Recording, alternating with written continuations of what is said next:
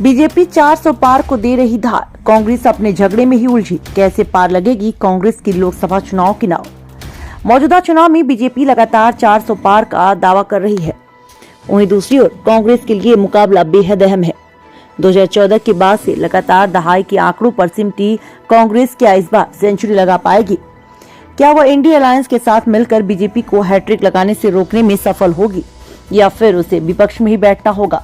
खबरों में आगे विस्तार से बताएंगे, मगर उससे पहले आप सभी से गुजारिश है, अगर आपने अभी तक चैनल को सब्सक्राइब नहीं किया तो अभी कर लें और बेल में जाकर ऑल सेलेक्ट करें, जिससे हमारी हर पहली खबर आपको सबसे पहले मिले।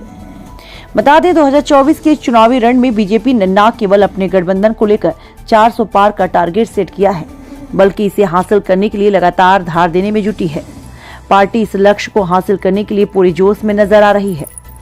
जिन राज्यों में बीजेपी पहले से मजबूत है, उसके मुकाबले पार्टी वहां खास फोकस कर रही है जहां उन्हें बड़ी कामयाबी के आसार नजर आ रहे हैं। यही वजह है कि खुद प्रधानमंत्री नरेंद्र मोदी ने पिछले करीब 1.5 महीने में 30 दिन दक्षिण भारतीय राज्यों का दौरा किया। पार्टी नेतृत्व लगातार अपना कुनबा बढ़ाने और नए सियासी दलों को अपने साथ जोड़ने में जुटा है। दूसरी ओर देश की सबसे पुरानी पार्टी कांग्रेस की स्थिति पर नजर डालें तो ऐसा लग रहा है मानो वो अब तक ये तय नहीं कर सके हैं कि इस चुनावी घमासान में उनकी रणनीति क्या रहने वाली है। कांग्रेस की हर संभव कोशिश बीजेपी के विजय अभियान को रोकने की है। इसके लिए पार्टी ने अलग अलग राज्यों की विपक्षी पार्टियों के साथ इंडिया अलायंस भी बनाया। हालांकि सवाल यही उठ रहा है कि क्या इस गठबंधन के सहारे कांग्रेस की चुनावी नैया पार हो सकेगी? देश की सबसे पुरानी पार्टी के लिए ये चुनाव उनके अस्तित्व की लड़ाई भी है। ऐसा इसलिए क्योंकि 2014 से पार्टी ने न केवल सत्ता से बाहर है, बल्कि दहाई के आंकड़े पर पहुंच चुकी है। उसकी स्थिति ऐसी भी नहीं कि अपने बूते नेता प्रतिपक्ष का दर्जा हासिल कर सके। यही वजह है कि पार्टी ने इंडिया अलायंस के जरिए सत्ताधारी बीजेपी के विजय रथ को रोकने की कवायद शुरू की है। हालांकि पार्टी को अगर वाकई में मजबूत दावेदारी पेश करना है तो पहले अपनी पार्टी के नेताओं को जोड़कर रखना होगा। इसके साथ ही इस चुनाव में अपने बूते सेंचुरी लगाना भी जरूरी होगा।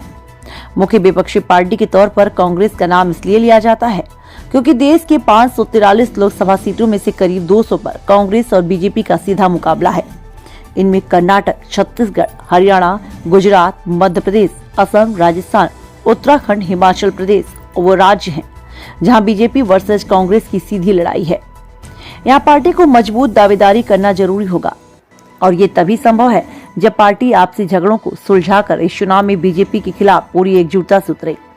हालांकि कांग्रेस में जिस तरह से घमासान नजर आ रहा है, इसकी संभावना कम ही नजर आ रही है।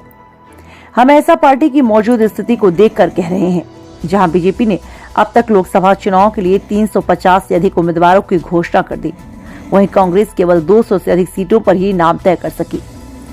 कांग्रेस अभी भी अपनी स्थिति को परख रही है, जबकि बीजेपी पीएम मोदी के साथ लंबी छलांग लगा रही है।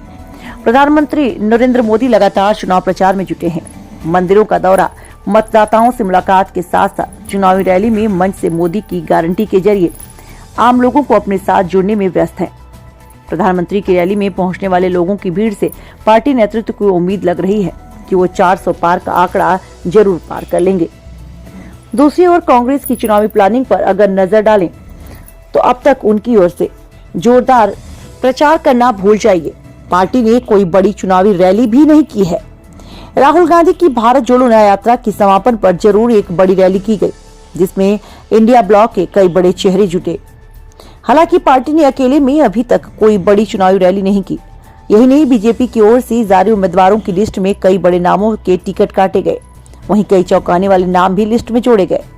बावजूद इसके पार्टी में कोई खास नाराजगी या आक्रोश सामने नहीं आया।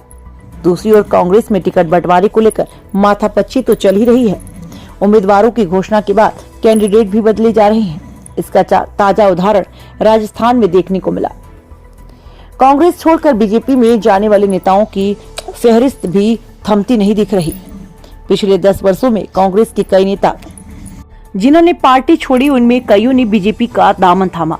यही नहीं, केंद्र की सत्ताधारी पार्टी ने उन्हें पुरस्कृत भी किया। इसमें ताजा उदाहरण नवीन जिंदल का है। वो 2004 से 2014 तक कांग्रेस सांसद थे। इनके अलावा कांग्रेस से ज्योतिरादित्य सिंधिया, मिलिंद देवड़ा, जितिन प्रसाद, आरपीएन सिंह जैसे नेता भी हैं। जो राहुल गांधी के करीबी दोस्तों में थे। उन्होंने भी पार्टी छोड़ी। जब सिंधिया ने 2020 में कांग्रेस छोड़ी थी तो भविष्यवाणी की गई थी कि वो 6 महीने में वापस आएंगे, मगर ऐसा कुछ भी नहीं हुआ। फिलहाल कांग्रेस को अपनी स्थिति बेहतर करने के लिए पार्टी नेताओं को जोड़ने के साथ ही खुद को और मजबूत करना बेहद जरूरी है। कुल मिलाकर इस लोकसभा चुनाव में कांग्रेस नेतृत्व की स्थिति करो या मरो जैसी है। क्या पार्टी बीजेपी को लोकसभा के चुनावी रण में हैट्रिक से रोक सकेगी? अगर पार्टी इस चुनाव में मजबूत दावेदारी पेश नहीं कर सके तो संगठन पर असर पड़ेगा ही, साथ में क्षेत्रीय दल भी कांग्रेस को आंखें दिखाएंगे। इस चुनाव में कांग्रेस के सामने एक बड़ा सवाल ये भी है कि अगर वह अपना प्रदर्शन नहीं सुधारती तो पार्टी में बड़े पैमाने पर भगदड़ मचेगी। भले ही कांग्रेस के अध्यक्ष मल्लिकार्जुन खड़गे हों, लेकिन पार्टी आज भी गांधी परिवार पर ही निर्भर दिखती है। ऐसे में ये लोकसभा चुनाव कहीं न कहीं गांधी परिवार के लिए साख का सवाल भी है।